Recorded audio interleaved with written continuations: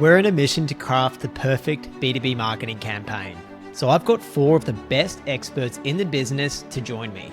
First, we got customer research expert Ryan Gibson to interview our dream customers and generate incredible insights about our customers to form the foundations of our marketing campaign. He then passed these insights onto copywriting and landing page wizard Jess Cook. In this session, you're going to see how she uses these insights to give our landing page a total makeover, so it resonates more deeply with our dream customers and turns more website visitors into buyers of our program, the B2B Incubator. Watch this video and you'll learn how to craft the perfect landing page. You'll learn how to turn customer insights into messaging that make your dream customers love you. And you're going to learn how to use some awesome copywriting techniques like Jess does to help improve conversion rates. If you haven't been following along, we're doing this because we owe Monica, a listener of the B2B Playbook, $500. That's because she referred someone to our marketing program, the B2B Incubator. But Monica refused to take the money just because she's too damn nice.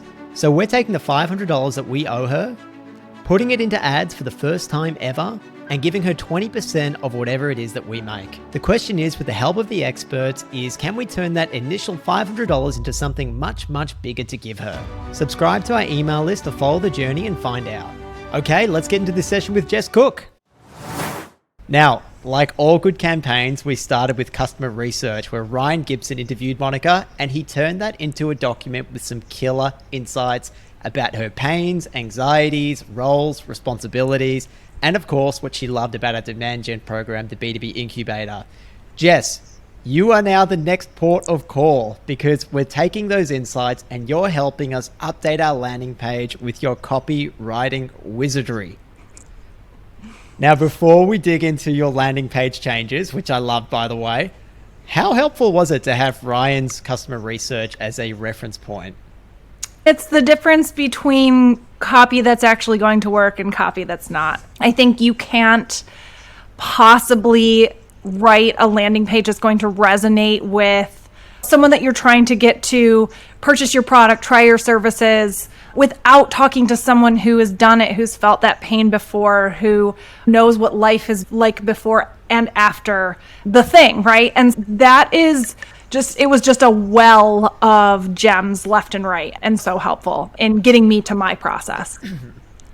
And how cool that after you've dug through this information, we make the landing page updates. We're actually going to get to show this to Monica, who is our ideal customer, and we're going to be able to go, hey, Monica, does this resonate with you or not? So we can see whether or not we've missed the mark. I don't think we have, but it will be very fun to see this. Should we go ahead and share the Ryan's document itself? That sounds great. So I will say one thing before we jump in here. I think something that everyone I think should know is that the best copy is not written, it's found. And so I think that is why this was so immensely helpful, because I was able to pull things out of here that I could use verbatim or very close to verbatim, that then George, can use to pair it back to potential B2B playbook customers that is going to trigger something in them, right? That is exactly how I feel. And so I think that's really the power of these customer interviews and getting to the heart of those things that you can then find the best nuggets and use them again. Yeah, Monica, I hope you don't find this too weird, seeing everything that you said over 45 minutes with Ryan just totally dissected and categorized. But I think it's going to be a great learning for all of us. Is this a little strange? It is strange, but I have done the exercise myself, so it is also very interesting to now be on the other side of it. So this is going to be so cool. All right, awesome. Jess, was there anything in particular that you wanted to take us through in this document? Any insights that really jumped out at you? Yeah, let's start from the top here. Roles and responsibilities. I think something that really jumped out to me was, Monica, you are a small team, and you yourself had no direct reports. So that to me says there is a lot riding on you. You are probably doing a lot of both strategy and kind of content creation, or strategy and then also execution. So that was really important to know. George. I loved this idea of being a jack of all trades. So again, that just confirmed for me, Monica, you're doing a little bit of everything. You really have to know all sorts of facets of marketing and really understanding like what drives revenue and how strong a strategy has to be to then drive tactics. I loved how you went into one day I could be doing this and the next I could be doing that. So I thought that was really helpful. So I think what was really important to me here was that there was no existing framework or structure to build a go-to-market strategy, that this was something that you were going to have to help build while you were still also doing the role of a marketer, right? So you are marketing and then also building the thing that's going to help you be better at marketing. And so that was super, super insightful. Yes, love this. Trying to change the car of a moving tire. So true. Sorry to jump in, Jess. That was like the little sentence that Ryan got just giddy about. He was like, I don't want to tell Jess, what to do. I don't want to tell Justin what to do. But to me, I can see that as an ad or using the voice of the customer somehow there, like trying to change the tire of a moving car. Just encapsulates so nicely that feeling of having so much to do and being that lonely in-house B2B marketer. Absolutely. Yeah, lonely. That's a great point. I also noticed there was a couple points where you used the word structure or unstructured, and that really stood out to me. And so I kept that kind of in the back of my mind as I was writing copy as well. I thought that was an interesting point, that structure felt very important and that unstructured felt like you just didn't have the control that you wanted. Kept that in mind as well. Let's see if you want to keep scrolling, George. Okay. All right. I think some of this around the B2B, the playbook, the actual course itself was more helpful when it got to figuring out the things that we wanted to say about the course, how we wanted to describe it. Again, the idea of structure popped up here. So that's very, very clearly important. And then I thought it was very interesting that you were following George on LinkedIn. You had listened to the podcast. Like that was what got you into this and really felt like you could trust the program, because when you listen to that podcast, you feel like you know George and Kevin, and then you start to really build that trust. And you're like, if the podcast is this good and that's free, what is this course going to be like? So also kept that in mind, that like the idea of George and Kevin themselves was important. And then just getting what you actually got out of the program was also super important. You now have this framework and a process. Again, you have structure. You finally have something that you can put all of this against. You even say, I'm not throwing things against the wall. Like it's proof. Like there's something here that I can tell people. I'm not just making this stuff up. It's real. I've talked to customers. So I thought that was super, super interesting. I think, let's see, this was another one. Everything being in your brain or scattered in documents was a huge realization for me, that like, you know it all. You have it already in you. You just have to get it down on paper. And that was really interesting to me, that like, you understand the principles. You know what you're doing. You're a very smart marketer already. This is not a 101 course. This is something where it's like, how do I get it out of my brain and into something that I can sell in and execute on? So I thought that was really important too. I'm so happy that you picked up on that. And I don't know, I feel a little bit silly, because that is a huge part of the value that Kevin and I have brought, I guess, with our podcast, is it is structured, that our 5Bs framework is structured. As we'll see when we go through the landing page, we barely talk about that as being a benefit. So many of our listeners are really talented marketers. Like Jess, you said you've listened to the podcast. Monica's a fantastic marketer. You guys know a lot of this stuff, but the value is actually putting this into an actionable structure and a framework, which is something that took us so long to put together. And so for some reason, we were ignoring the inherent value in that. Well, and you're so close to it too. That I think is the best part of having kind of a third party, or maybe not the most vested person, do this kind of work for your brand, right? So do the customer research so that you're not swaying or leading. You would have asked things differently to Monica than Ryan did. Have an impartial third party write the copy, because you have so much emotion tied up into it and you're so in the weeds in it that you've probably stopped seeing the bigger picture of, hey, structure is really important, where you probably know it is in the back of your mind, but maybe not, you didn't realize how important, right? Again, just really kudos to you for bringing in unbiased third parties to do this with you. Yeah, we can always use more experts. Monica, this is the first time that you've seen this document, I think. Is that right? Yes, it is. What are your initial thoughts on it? Can you see that it reflects your own thought process, what you discussed with Ryan? Do you feel like it's an accurate reflection? Well, it would be silly if I contradicted my own words, but everything is absolutely spot on. Just the structure thing, as Jess has picked up on, was so key, because I had all this stuff in my head. I've been reading marketing books and listening to billions of podcasts like crazy. It's like I knew what to do, but getting it into a system where it was like step 1, step 2, step 3, and then having it all documented so that it wasn't just for me, like the rest of the marketing team and the business could refer back to it and understand that there is like method to the madness, so to speak. Yeah, awesome. I'm very glad to hear that. I don't think we've put a foot wrong so far in this experiment. Jess, should we kick off to your landing page suggestions now? Let's do it.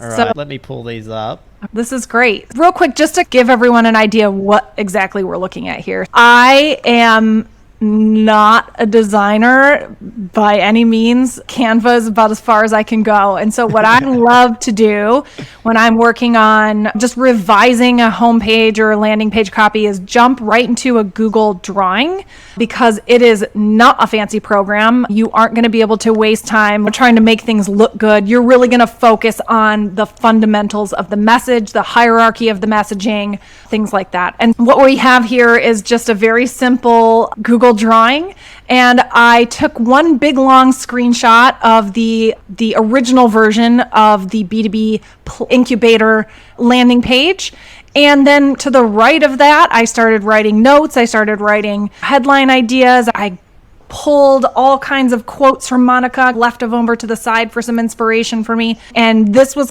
what we are looking at here is the kind of final version of what I came up with. So if it's all right, we can just go from top to bottom, George. Does that sound good? Yeah, let's do it. All right. So to start, I think this is a very long homepage. And again, I think that is probably a result of being very close to the program, right? And wanting to make sure you get every little detail about the program in there, which totally get that. But I think one really important thing to remember, a super helpful kind of copywriting rule, is this rule of 3, right? 3 is a very magical number. It seems substantial, but it's easy to remember. And so one of my suggestions to George was, and I did this kind of going through, but if there are any other opportunities to cut a list of 5, 6 things down to 3, consolidate a bit, that is going to serve you so much better. So that was one of the first kind of thoughts I had there. And then on the kind of left side here, I have this H1. I want to get demand gen strategy down in there. And so I had this idea of get your demand gen strategy out of your brain and down on paper. And I love that line because it says a couple things. One, it says you're already a smart enough marketer to have a demand gen strategy in your brain. So it starts to self-qualify a little bit. If I come here and I'm like, I don't have that in my brain, I'm probably not a good fit, right? I'm probably going to struggle a bit in this course. But if I come and I see, get your demand gen strategy out of your brain and down on paper, like, yes, that is what I need. Oh my gosh, if someone could just help me do that, it would be such a relief. So that felt like a really nice H1 for this landing page. These were a handful of other H1 ideas that I thought could work. But after some hemming and hawing and dropping things in and really thinking through it, I felt like they might be better, one, as kind of test options against the H1 that I've proposed, and or some ad headlines. The 12-week strategy course made for small team marketers, right? Again, just get people to self-identify. 12 weeks makes it feel very substantial. I'm a small team marketer. Great, this is for me. Stop putting your strategy on the back burner. Start building it so you can put it into action. Actually, Monica, I think this was something else I heard you say was like, I just keep putting it off. because it's such a big task and I'm just not sure how to really, again, take it out of my brain and get it recorded for everybody. So I just keep putting it on the back burner. I thought that was a nice thought. The fast forward button for building your demand gen strategy. A nice little headline hack, I guess, is to find an analogy. And so I love this idea of a fast forward button. 12 weeks is really a fast forward on putting an entire demand gen strategy from start to finish down and documented. That felt like a really nice little analogy there. And then again, back to this idea of structure is really important. Build a structured strategy that multiplies your team's efforts. So structure was really important. We're talking to small teams. We know that. We want them to be able to feel like a big team, and we're telling them this program will do that. So those were just some kind of other options that I tossed in. I really loved all of these. I especially loved the analogy, the fast forward button for building a demand gen strategy, something that like in all of Russell Brunson's books, he always talks about using the kind of like analogies. So like a fast forward button, and it's just, I don't know, so easy to digest, and it just makes so much more sense in your head. But look, it doesn't matter what I think. Monica, what do you think out of these four and perhaps the original one? Are there any of these that jump out to you more than the others? Oh gosh, that's hard. They all resonate, to be honest with you. I know that's a non-answer, but they all really hit the mark. Like any of those things would hook me in because those are the pains that I felt. Yeah, being a small team, wanting to fast forward something, that also resonates, and the structure, they're all good. I'd love to see what the results are. That's so good to hear. And then I would say, Jess, like for us then, if they all resonate, it's almost like a positioning matter for myself and Kevin, right? Because if we're leading with the headline that has demand gen strategy, like it assumes that person already knows about demand gen and they just want to get it down on paper. Now that is a smaller subset of marketers than I suppose this first ad headline hook here, which is the 12-week strategy course made for small team marketers, because right then that hook appeals to, you know, any marketer that's in a small team that's in B2B, which is a much larger segment than small team marketers who know demand gen and want to get it down on paper. Yep. Yeah, absolutely. Yeah, I think it's probably, like you say, a positioning exercise. Each of these could be tweaked to get exactly right once you figure out, like, do we always want to say demand gen? Do we want to put our peg in that hole? And then do we take these and do we test them against each other and run a 10 or 14 day ad test and just see which perform better? Yeah, I think that's exactly what we're going to do, is we're going to test a couple of these and see how they go. Amazing. Awesome. Where do you want to take us next? So the next section was this one here where we have George and Kevin bobbleheads on screen. And I thought it was really important when I heard Monica talk about just the trust that they had built up with her before she actually signed up for the course. So I thought, hey, love this image, love seeing your faces. I think that's so important. Could there be a section potentially down below, meet your instructors, George and Kevin, where you can really build that credibility, talk about the podcast, talk about how many people have been through your course, what combined experiences you have, so that people are like, yep, these are the guys, they're going to teach me everything I need to know. So that was a suggestion that I had. I thought that was a really cool suggestion. And actually I was finishing off the landing page changes yesterday evening, and then like right before I was meant to leave for dinner, I was like, oh my God, I missed that section. So when we go through and review the section and I'm describing Kevin and myself and our experiences, I think there's definitely some work to be done there. It's always so hard to talk about yourself, I feel, but full disclosure, when we get to that needs some refinement. But I think it was an awesome suggestion to build our credibility. For sure. Awesome. So this next section, we have a list of, hey, if you're trying to decide if this is the right course for you, here are some kind of characteristics of the people that really excel in this course. And I think this is a super smart thing to do. Tell your buyers, your ideal customers, who they are. Don't leave that up to them to try to figure out. And so I thought this was really smart, but I thought it would be better if we could cut it to 3 points. Again, that magic of 3 being so important.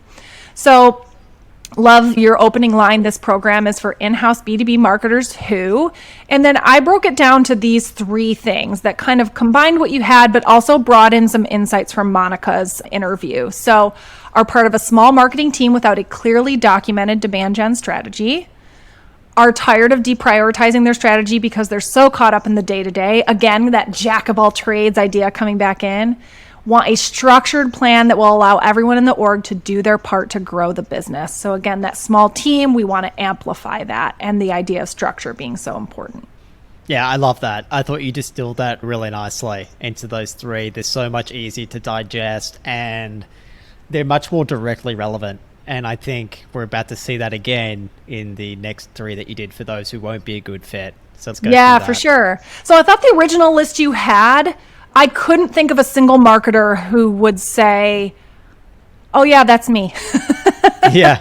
And so I thought, let's make this a little bit more specific, and brought these 3 points in. So this is not for B2B marketers who are part of a large, well-established team, already have a working demand gen strategy in place, have a very specialized role, and whose teammates also have very specialized roles.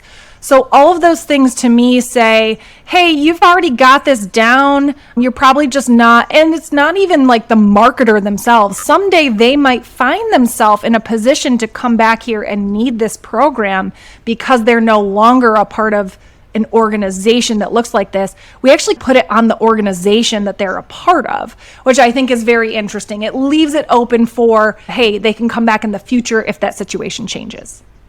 Yeah, I thought this was really smart. So I think originally we had, it's not for people who are looking for hacks, quick wins, and those who aren't looking to actually implement their learnings. As you said, no marketer is going to admit to themselves that they're that kind of person. So that would make this section like totally redundant. But I can see now how you've used it to further qualify the kind of marketer who this program is exactly for. And by saying, hey, it's not for you if you're this kind of marketer, and that kind of marketer does exist, and there's nothing wrong with being that kind of marketer, it makes you feel like you belong and you're more understood. For sure. All right, you want to keep going? Yeah, let's keep going. You have some great social proof here. That should not leave. That's amazing. You have to have that. You have all kinds of great reviews and 5 stars. Keep that right there. The next section, I thought the headline could just be improved a bit. I love that you're talking about that it unfolds over 12 weeks. So we give you the strategy and tools to do it yourself in 12 weeks. But I wanted to build a bit of kind of FOMO, right? That fear of missing out, that like urgency, or why the stakes are so high and why you should buy right now.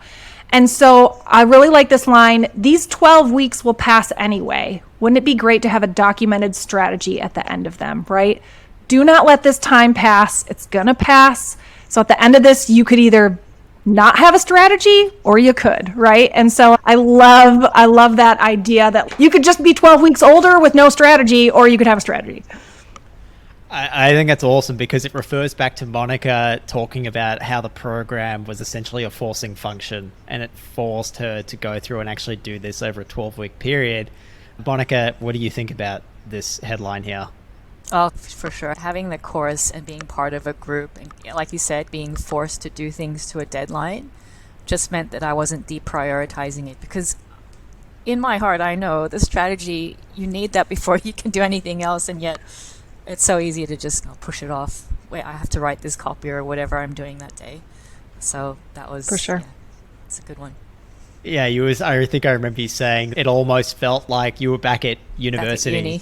and you had to make sure like at least the night before that you'd got through all the sessions. Yep. And when you turned up to our live Q&As, there are small groups, and I guess in a way I do call on people to ask like how they went during the week and what it is they worked on, and do they want to share with the rest of the group how they applied the last week's lessons. And I guess to be honest, I didn't really think of it that way. I didn't really think that it would just be this forcing function that makes people go through and do it. I just wanted it to be like a nice, helpful way of everyone sharing their own opinion and being able to lean on my expertise. But I can see now that forcing function is probably somewhat useful. All right, cool. Was there anything else here that you wanted to point out, Jess? So it looks like I have a note in here about flipping two sentences. So I think what you have here is really nice writing. I just felt like the second sentence that you have here actually set up the urgency and the stakes much better than the first. So I just thought if you flip these, right, it's like, this is the problem, these are the stakes, and the B2B incubator gives you the strategy and tools to fix it. So that was just a simple suggestion to flip those. Makes sense to me. We'll absolutely flip that around. Okay. So these two sections felt a little unnecessary to me. I think we've already said a few of these things. I think your customer reviews already do a really nice job of setting up like what life was like before and after. And I think if you just take these two sections out, it's going to get back to the meat of what you have a lot faster. Yeah, I find that really interesting and keen to hear Monica's thoughts on this one as well. I suppose the idea behind this was like showing that transformation before and after. But at the end of the day, like a landing page can't go forever.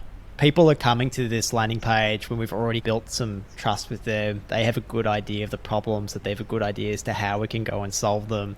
So maybe this section here isn't overly necessary. Monica, what are your thoughts on that?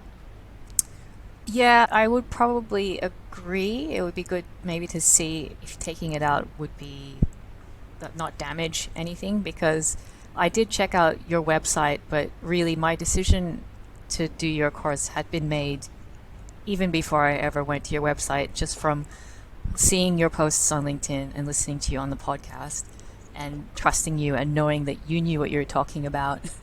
But I did check out the website, but still it didn't need to be detailed because I already trusted you. Interesting. And I've got to say, Jess, like when we go and look at the landing page I've redone based on all your feedback here, I think it does flow much better having removed that section. And I think you also suggested removing this section up here too, right? Yes. Yeah. Yeah. Yeah. I think it's just kind of it's a little bit of a throwaway line. I'd rather get someone down to what does this course look like faster. Yeah. Yeah, totally. No, I think it's a great point, and I think that the whole thing flows much better. Awesome. All right, let's see. I think we're getting close to the end here. So one little thought that I had here was you have a 3-step process. I would call it our 3-step process. It's yours. You own it. So make that known. And then just revise some language here to make it a little bit more concrete. All right, so deeply understand your dream customers and their needs is now dive deep into your dream customer's mindset, document their needs and desires. So now I know I'm going to come out of this with documented needs and desires. Be helpful. I think this was about building a feedback loop, which feedback loop is great. It's just a very kind of floaty concept. And so I think if I'm going to spend money on a course, I want to know what I'm going to come out of it with. And so I think something like build a marketing flywheel of content. And I think most marketers who already know what demand gen means knows what that means. And then be seen. I think, let's see, amplify your helpful content to target decision makers, use paid media. Yep. Okay. I think I might have actually made this one just a little bit more, actually a little less specific. And specifically because I know you had mentioned ABM, but not every marketer, not every brand is at the stage where they're using ABM. And so I didn't want someone to come here and think, oh, okay, it's an ABM program. So amplify your helpful content to your dream customers, use it to drive pipeline and revenue. That is something all marketers are tasked with. I thought that was just a nice way to sum it up. Oh, I love it. I can see how it's much more relevant, again, based on the insights from Monica and I know the other customer interviews that you checked out. I think, would I be right in saying, Jess, that it's now more outcomes based, like each of these 3 stages? So rather than talking about the process, about like with Be Seen, for example, how you're going to use paid media in ABM, we're going to talk about how you can amplify your helpful content to drive pipeline and revenue. So going from process to outcomes. Absolutely. And it's less about those two specific means of doing it. Yes, those are two ways to drive pipeline and revenue, to get people to know about who you are, but they're not the only ways, and they might not be the ways that make sense for your brand. And I would come here and think, oh, we're going to find the ways that work for my brand specifically. Awesome. Love it. Love it. Okay, where to next? I wanted to get to 3 points here. And so I just did a bit of combining so that we now have 3 kind of checks under what to expect. Weekly self-led sessions and live bi-weekly Q&A with George and Kevin. Inclusion in a LinkedIn group with the rest of your cohort to share how each of you is implementing your strategy. Templates, tools, videos, and transcripts so you can execute the strategy you build in every session. Just did a bit of kind of mishmashing here to get it down to 3. Love it. Love the rule of threes. As someone who is obsessed with watching like the video recorded sessions of people on our website, I can see that people just scroll through everything so damn quickly. And so something like that, and I think like, God, all that effort in writing all this copy, including all this detail, and people barely even read it. So this rule of threes I'm really into, and I think it's going to make a big difference on people actually absorbing that information. That's great. Love to hear that. Yeah, people skim for sure. They skim and they just want to get to the point, right?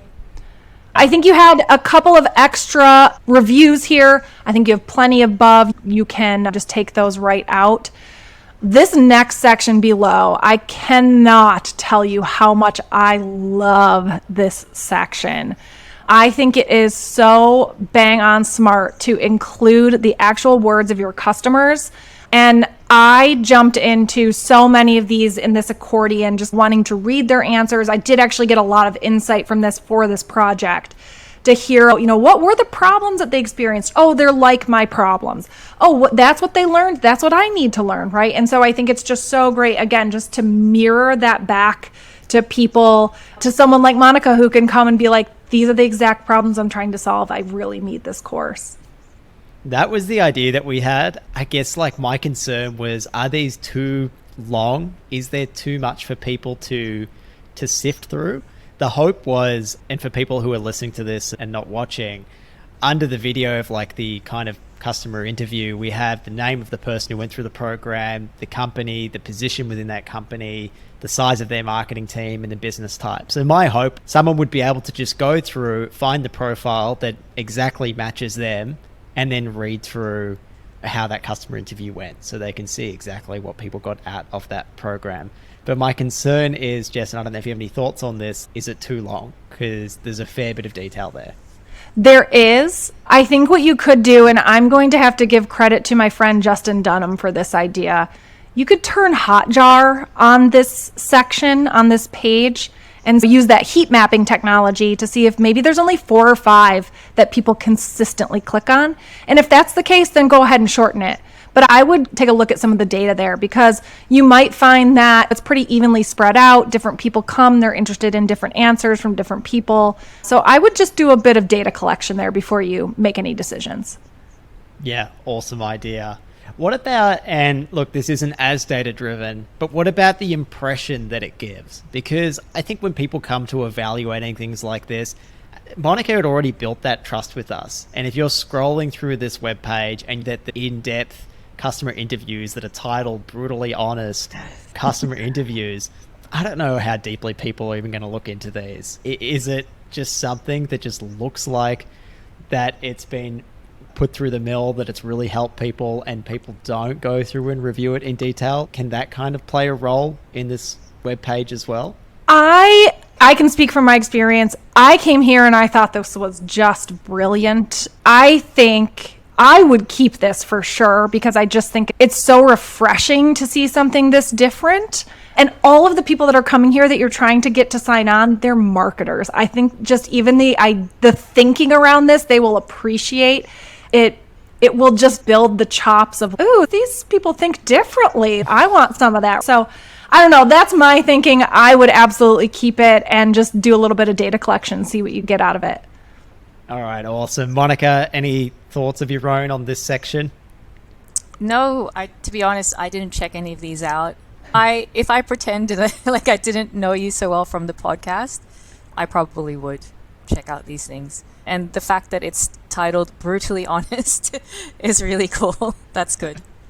Yeah, because we literally keep everything. Yeah. We don't cut out anything from those customer interviews. I don't tell people that they're testimonial requests. I just say, hey, let's schedule a one-on-one catch-up, and I record the whole thing, and I just post it there.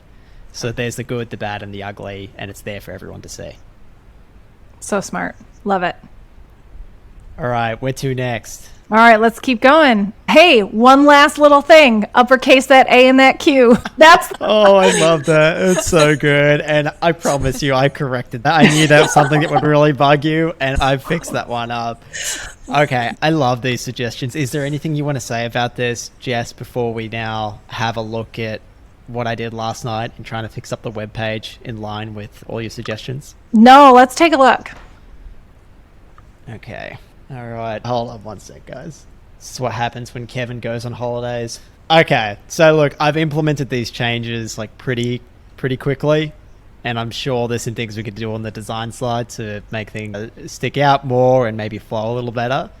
But straight away we started with that new headline of yours. Get your demand strategy out of your brain and down on paper. Love it. I can probably update this, but I think your suggestion was to just note under here who Kevin and I are. It makes sense to do that. It probably makes sense to have founders of the B2B incubator, hosts of the B2B playbook, and maybe link out to it.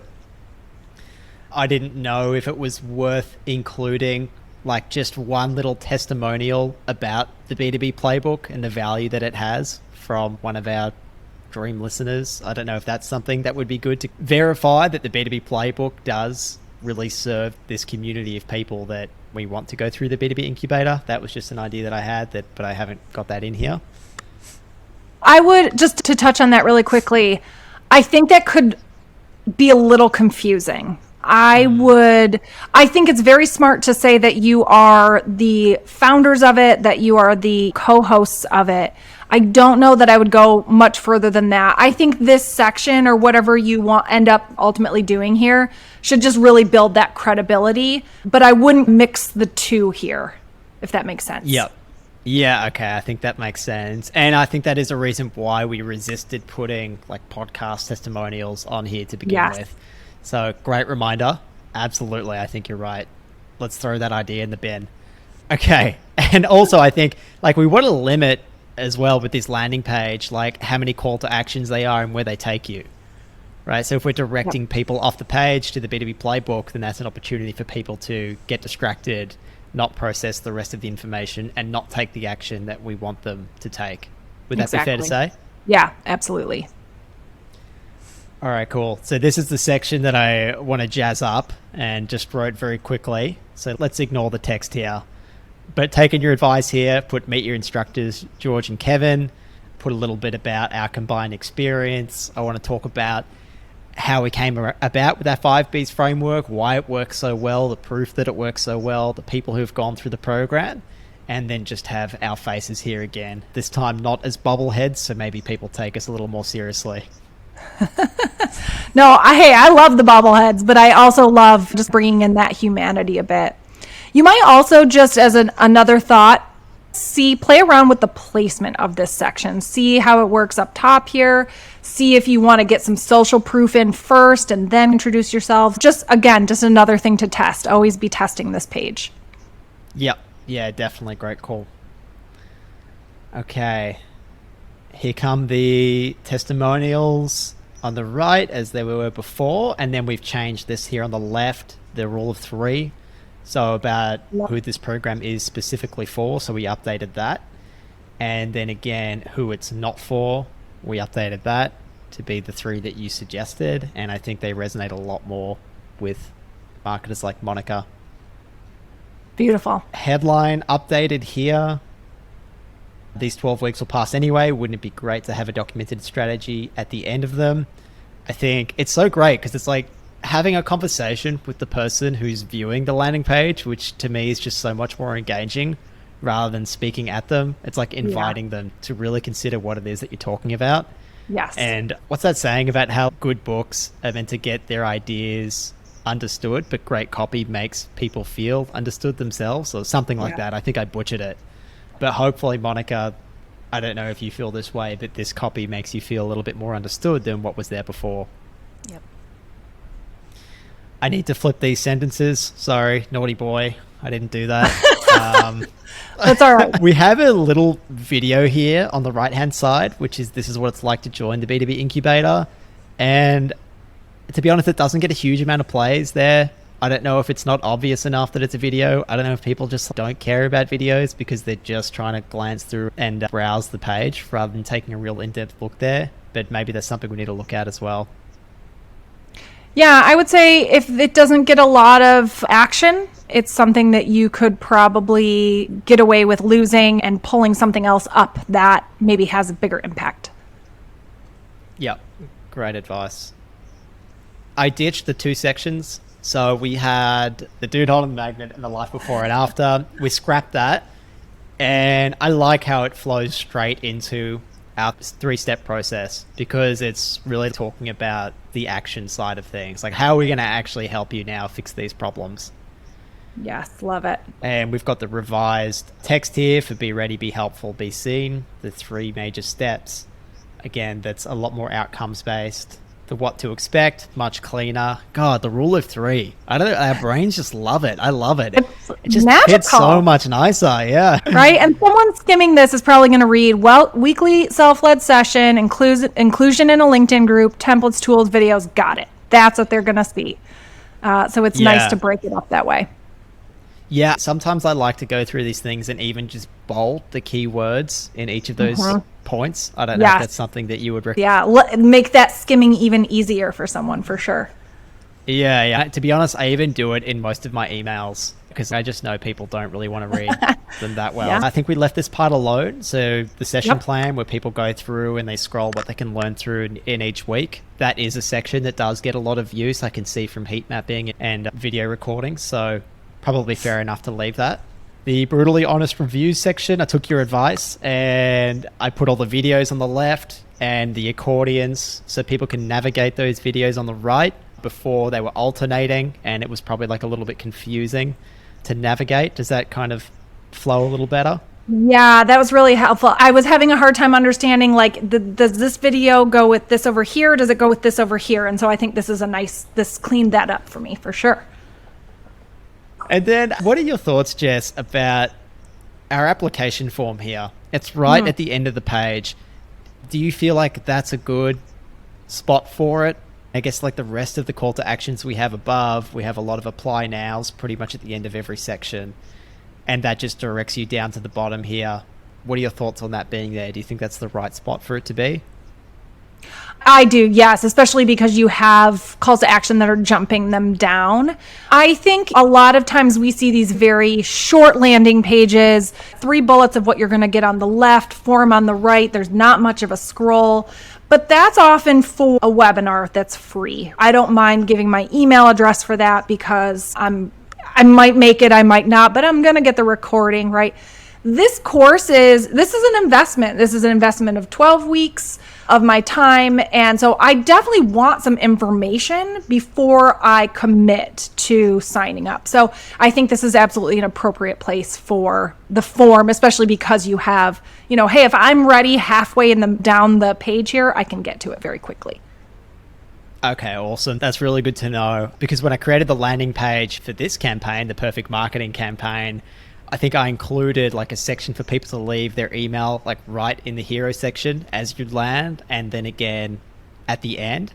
And I know we get I've labeled them differently so I can see we get quite a few submissions like right from the top of the page because again, it's very different, right? I'm not asking for people to spend a whole lot of money with me. There's just so much value there. And people are coming to that page after you've shared it on LinkedIn, after Ryan shared it, after I've shared it. And so there's already that inherent trust there. And so people are just like, oh yeah, I'll give them my email, no stress. Yes, for sure. Okay, cool. Is there anything else before we go into question time? No. No? Okay. Not for me. Monica, did you have any questions at all about the landing page or copywriting techniques or anything at all for Jess? I do. Copywriting is something I hold in very high regard. So I'm very excited to talk to you, Jess. As George had mentioned, I've started a role at a new company, and one of the major things that we're tasked to do is to rebuild the website. It's a B2B service offering, so it's quite a complex thing that we're trying to sell. I think it requires a lot of information to feed people to help them make that decision on whether or not to go with us. When you're building a landing page for a website of this nature, do you have a certain number of customer interviews that you think is a safe number before you can get the insights and use that to drive the final copy that goes onto the page? That is a great question. I don't know if there's a magic number. Obviously, more is better.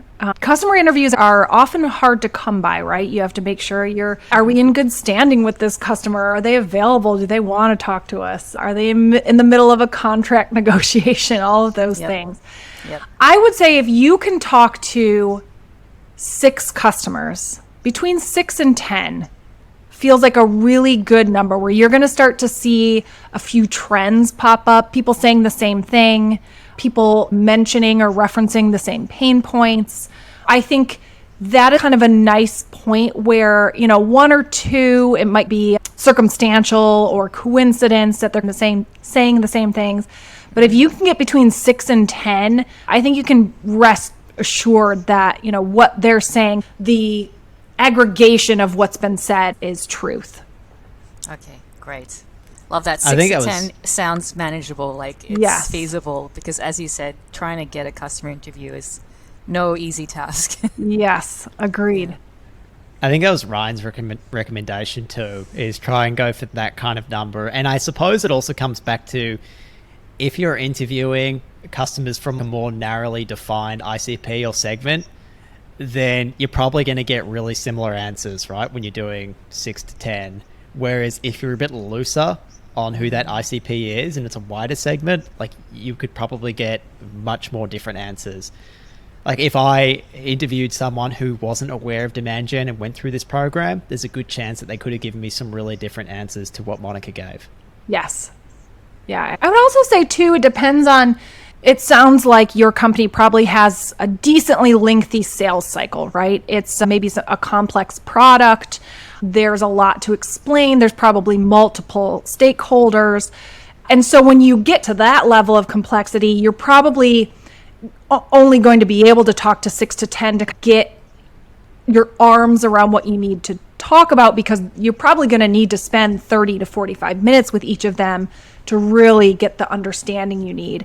If you have a very short sales cycle, if it's a $20 a month product, you might be able to rifle through many more customer interviews because the decision-making process isn't so complex. So you might be able to get to some of those insights a lot faster. But I would say, Monica, in your case, 6 to 10 feels like a nice kind of sweet spot. Great. Any other questions, Monica? I do. The rule of 3, I love that as well, because 3 to me is something I can manage to hold in my memory. Anything more than that kind of falls out. I guess the hard is choosing which 3 points to put on there. I don't know what your experience has been like working with other people in the business. They always want to put everything, all the features, all the benefits, and there's like a bit of a fight as to which 3 make it to the top. Is there any way to figure out which 3, or is that just a matter of picking 3 and then testing and seeing which one resonates over time? I love that question, Monica. So I think this is where a really good brief comes in very handy, especially for something like a homepage, right? Before you dig into that, you're probably going to want some sort of document that kind of outlines exactly what you're trying to do, the really important things you want to get across, and everyone be very happy with what you've documented there. And in that brief, I always like to have, what are the 3 features we're really going to talk about? What are the 3 benefits? What are the 3 pain points? Make sure that you make them accountable to get you to those 3 points. And then you can have a little bit of creative freedom with them and how you actually message it or say it. But you need to know what those things you have to talk about are. So super great question. Very important to have that documented before you start. One of my questions was actually a question that Monica asked me during one of our incubator sessions, and I gave her an answer, and I'm curious to hear yours, Jess. With any product, there's normally multiple people in the buying committee with slightly different pain points. And I think Monica's question to me was, who should your landing page speak to? So for example, with the B2B incubator, like the champion, the end user is the marketing manager. But then the decision maker, the person who says yes or no, you can do this, could be the head of marketing, it could be the CMO, it could even be the CEO, depending on how much chain of command is there. The question is, who should your landing page mainly speak to? Your landing page should speak to the person who is going to actually fill out this waitlist form. Or in another case, click book a demo. Click start the free trial. Who is the person who is actually going to be the one filling this out? And that's who you should be talking to, because they're going to be the one that's going to be collecting the information. They're the person that's actually going to be sitting in on this course, right? And they'll need to, yes, of course, run it up to maybe they're higher up, somebody else to get buy-in, get the budget, get approval. But they are the ones who are ultimately going to sit through the course, to sit through the demo, to try to sell it into the next person. And so I think it's really important to speak to the person who's actually going to take that first step toward purchase. Something that we did early on when I started Lasso was to look at who was clicking book a demo most often, and making sure that we were talking to that role very specifically in all of our messaging. Yeah, I think that would be my answer. Make sure you're talking to the person who's actually going to fill out the form, click the button, initiate the relationship. Does that make sense, Monica? Yeah, it does. I guess my objection or my thought following that recommendation is, like, maybe the end user, like in this case, the example is the person that's sitting through the course is going to, you're targeting that person, which makes sense, but then they might need a little bit of help or content or something. Yes. To then talk to the person that's making the decision and saying, hey, this is going to benefit me, but benefit you as well, because that's just how it works, I think. Absolutely. So, yeah, exactly. And so I think some of your content can then be around, like you said, hey, here is a letter, a template of a letter, an email that you can now send to your manager to say, I want to enroll in this course. Here's what I'm going to learn. Here's how it's going to pay off. Provide that. And actually, I think you do that, don't you, George? Right? We've got want to join. Here's the business case to send your file. So we get a lot of people click on that and download it. Exactly. And so I think that piece of content is also geared toward the person who's going to fill out that form to then go hand to the person who's going to write the check or say yes. So that's a really great point, Monica. Like you have one person you're targeting, but you also have many stakeholders, and you have to consider how that's going to affect the person who's coming to you for the solution. Such a good question. I'm glad, Jess, that we had similar answers. Yes. Another question of mine is, these landing pages, they could go forever. And I see some of them like out there that are super long. How do you know when a landing page is too long? Oh man, that's a really good question. I don't think there's a magical length. I used to ask, I had a manager who I would say, how long should this blog post be? And she would say, when the story is written, that's how many words it should be, right? She wasn't going to tell me 1,200 words, because she wanted me to get everything down that needed to be there to complete the arc, right?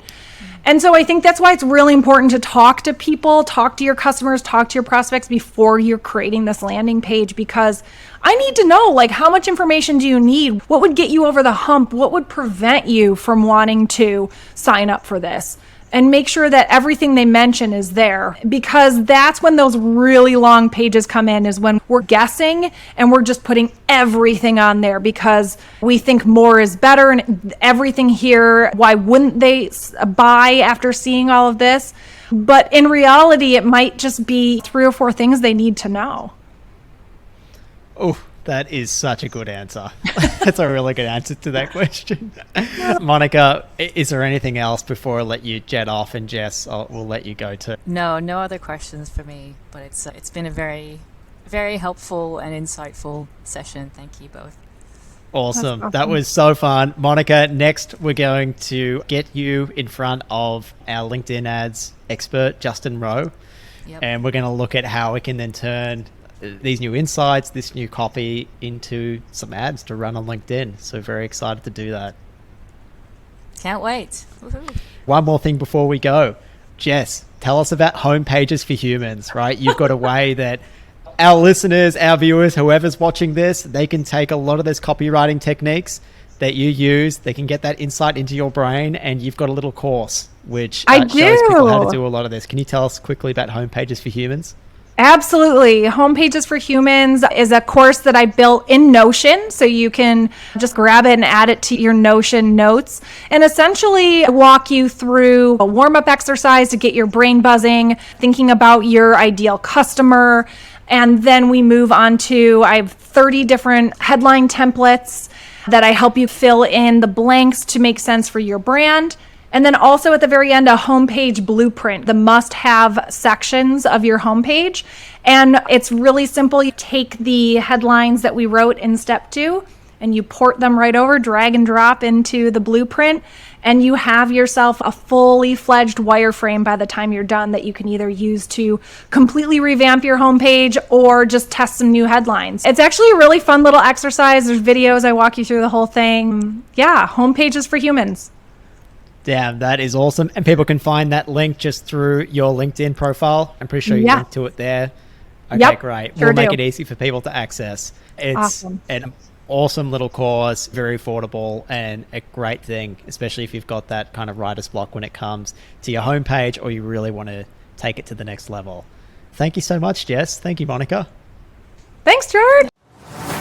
A huge thanks to Jess. What an absolute masterclass in copywriting and landing page design. Next, we're going to pass this landing page and messages over to our LinkedIn ads expert, Justin Rowe. Justin is going to show us how to use the perfect strategy in ads to launch this on LinkedIn and pour fuel on the fire to bring in more customers and more money to give to Monica. We're releasing all of this as it happens, so make sure you subscribe and follow the journey so you don't miss out.